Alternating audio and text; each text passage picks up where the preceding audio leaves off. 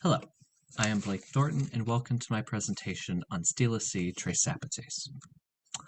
Mesoamerica, an area now encompassed by the countries of Mexico, Guatemala, Honduras, El Salvador, and Belize, shown here,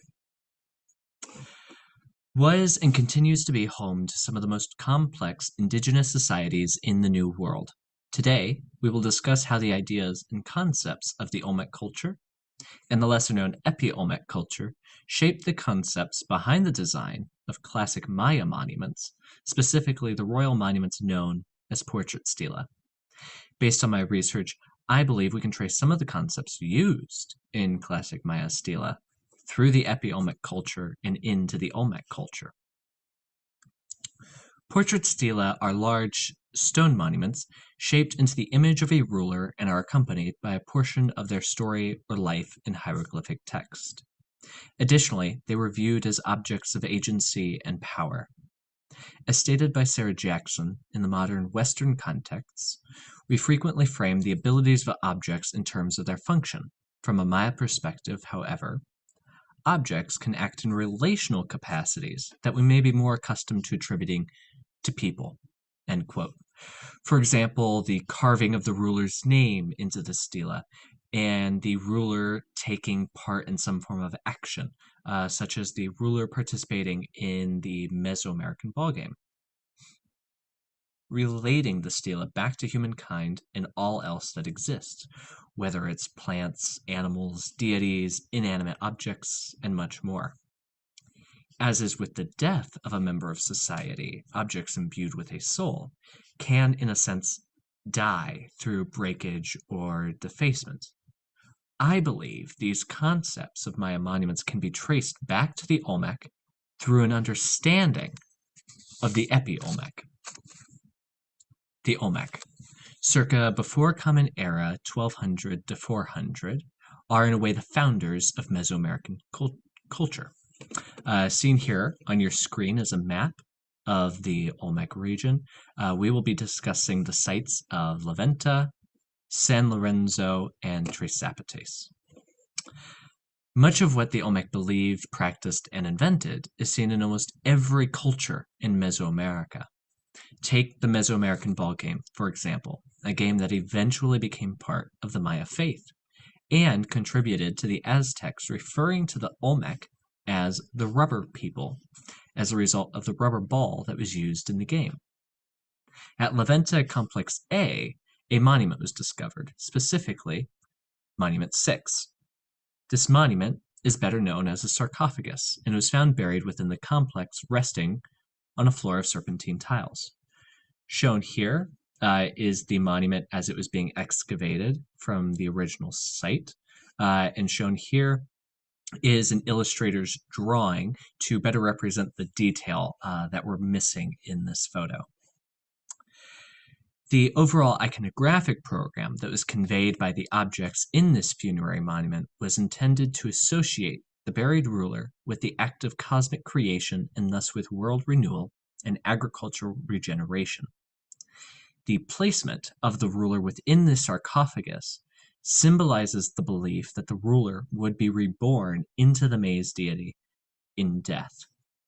Similarly, though not related to death, but rather agricultural renewal, at the site of Chalcatzingo, on the rock wall of the cliff, is an Olmec carving of a ruler in a cave with his hair representing maize, seen in both photos. This is the ruler inside the cave. This carving is known as El Rey. On the outside of the cave, as the clouds rain, maize begins to grow, shown here, furthering the ruler's connection with the maize deity and agricultural renewal. Lastly, there is the Olmec were-jaguar, a staple of Olmec artwork.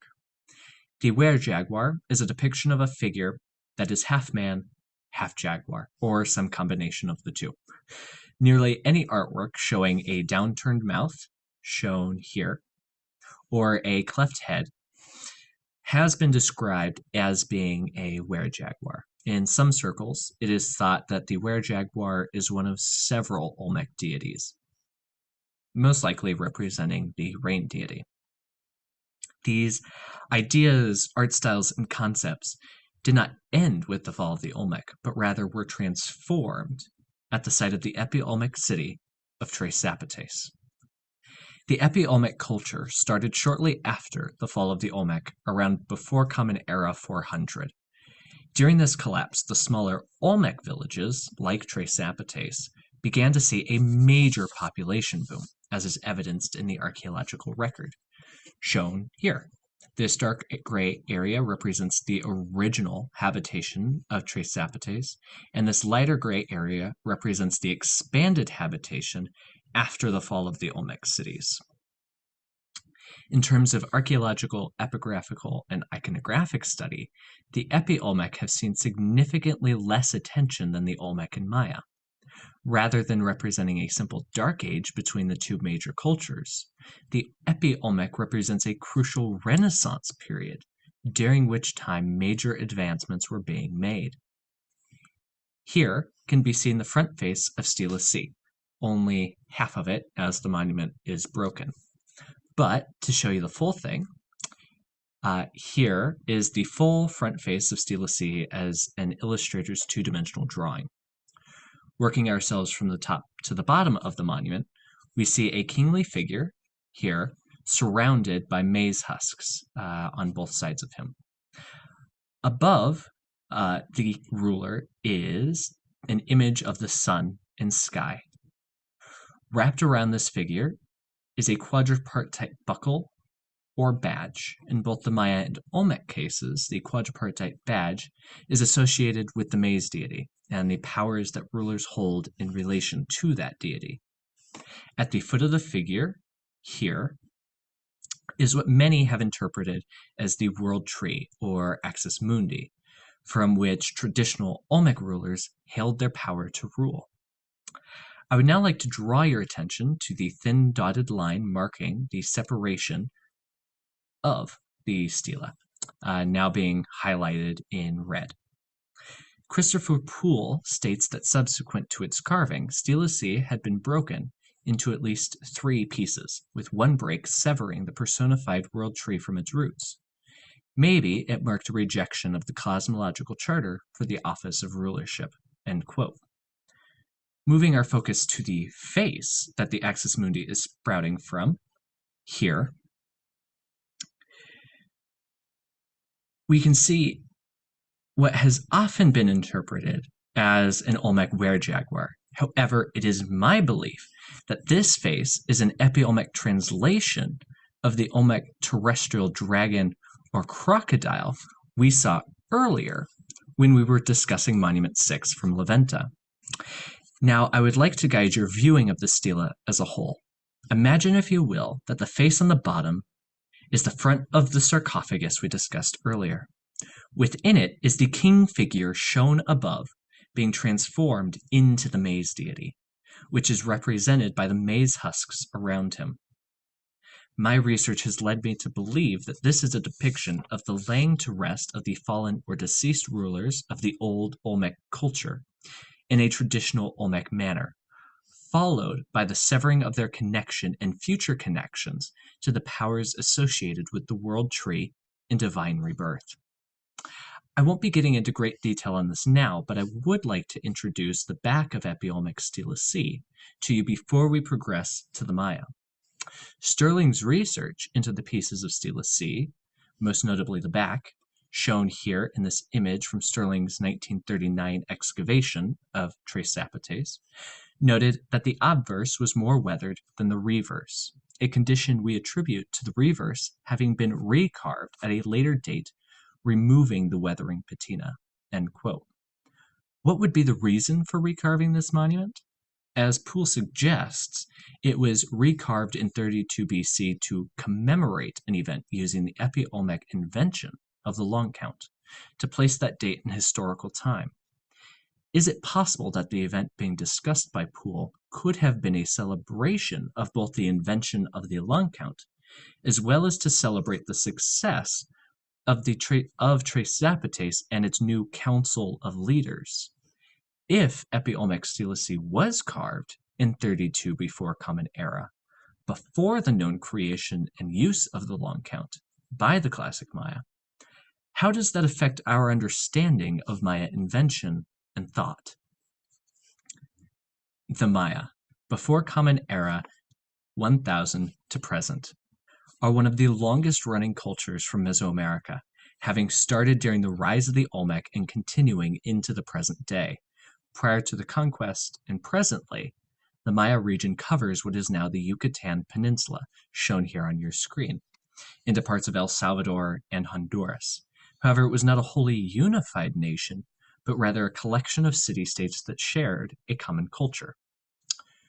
Returning our attention to the back of Epi-Olmec Stela C, also shown in 2D form, the bar and dot numerals shown are easily recognizable to those familiar with the Mayan numeral system.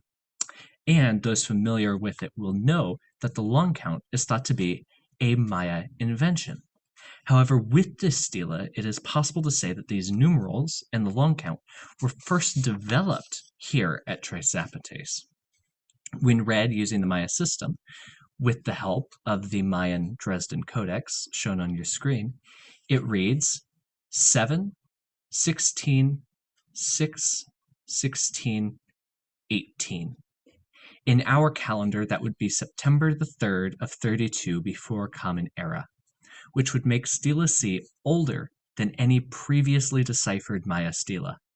Additionally, the script that remains has a clear Olmec connection with the were-jaguars of the earlier Olmec style, as well as the image of a jaguar, shown here, which appears in most Mesoamerican cultures. However, in this case, it is opening the date sequence. As Justison and Kaufman noted upon a partial decipherment of Epi-Olmec writing using a stela found at Epi-Olmec La Mojara, Epi-Olmec writing was more closely related to Mayan than to other Mesoamerican scripts, that its numeral and calendrical systems were much the same as Mayan, and that its text preserved the columnar format that was modified in the Mayan Izapan area to a more complex system of paired columns.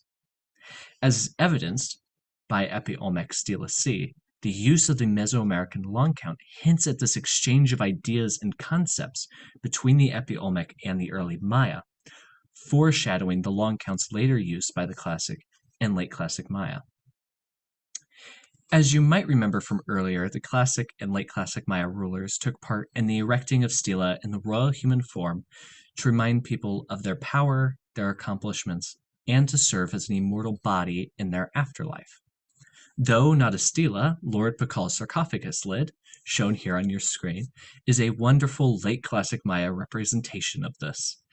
In the center of the lid, we see Lord Pakal, here, dressed to resemble the maize deity, being offered, here, into the open maw of the underworld, represented here.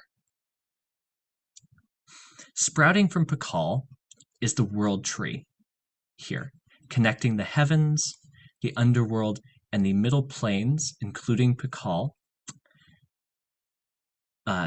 to Pakal and his sarcophagus lid. This connection allowed Pakal to continue to be tethered to his sarcophagus lid after death, acting as his immortal body, and is also showing his transformation into the maize deity through his resembling of the deity itself. If for a moment we take a look back at Epi-Olmec Stela C, we can begin to see the same concept being portrayed, with the ruler dressed to resemble maize, sitting atop the world tree that connects the heavens and the middle planes to the Olmec terrestrial dragon or crocodile, who floats on top of the green waters of the underworld. However, during the rebirth of the ruler into the maize deity, his connection to the world tree is broken. In summary, you can see my research on Epi-Olmec Stela C demonstrates how we can trace the concepts used in classic Maya stela through the Epi-Olmec and Olmec cultures. We have seen similarities with how these cultures portrayed a king's link to the world tree and how he is transformed into the maize deity in death. Additionally, there were commonalities with depictions of were-jaguars in Epi-Olmec writing and a pre-Maya use of the long count by the Epi-Olmec. This exchange and blending of ideas between these three cultures has helped influence the design of classic and late classic Maya portrait stela, as well as Lord Bakal's sarcophagus lid. Thank you.